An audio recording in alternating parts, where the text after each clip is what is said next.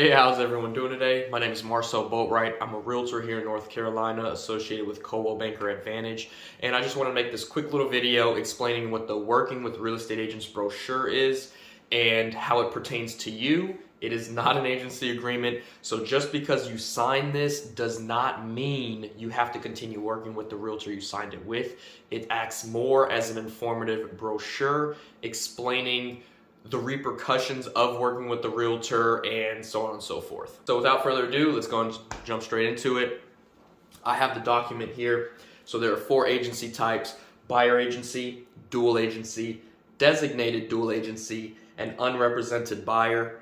So we'll start with the most common, which is buyer agency. So with buyer agency, I, the realtor, would be representing solely you, the buyer, and I have to have your best interests in mind.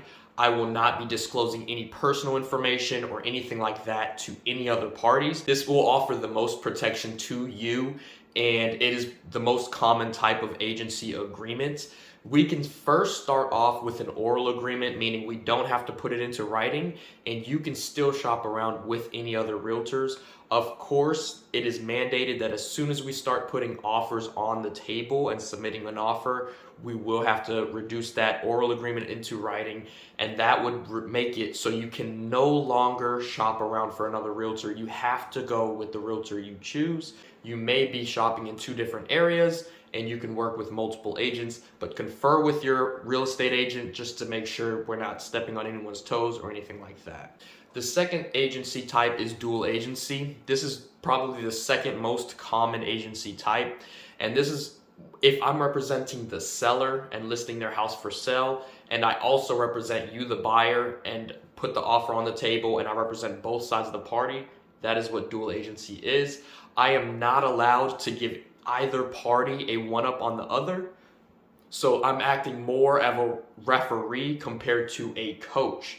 There are a lot of agents that don't do dual agency just because they would prefer to keep their best interests with their client, and I completely understand that. Just be aware and be mindful. You always have to agree to being a dual agency, and if you don't want to do that, you just let your agent know. Everyone will completely understand, and it is what it is, but it has to be disclosed. And then the third agency type we have is designated dual agency. So with designated dual agency, it's similar to dual agency. However, for example, I will represent you, the buyers. Let's say we have another Coldwell Banker Advantage agent representing the seller, and I show you their house.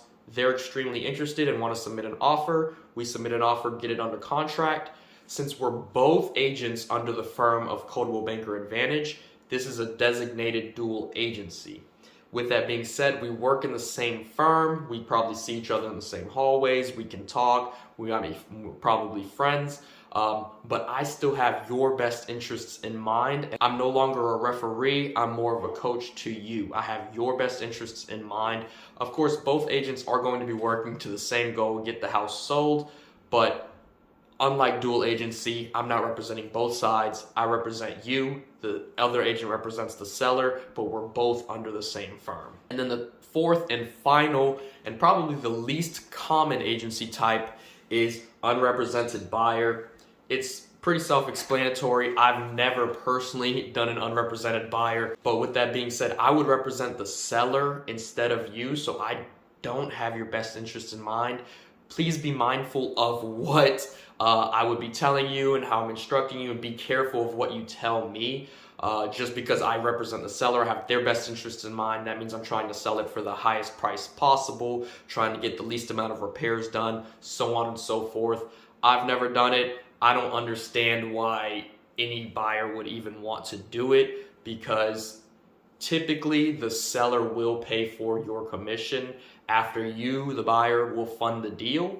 But that's neither here nor there. If you have any questions about any of the agency types, please let me know and I can go into further detail. But until then, I hope everyone has a great day. Till next time.